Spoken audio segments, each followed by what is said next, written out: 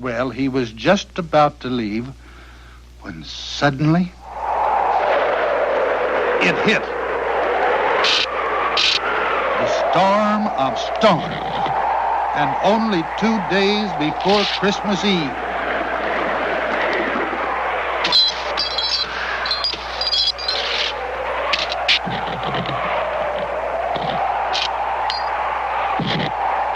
Now, Rudolph knew that he had to find his folks right away, and he knew where he had to look.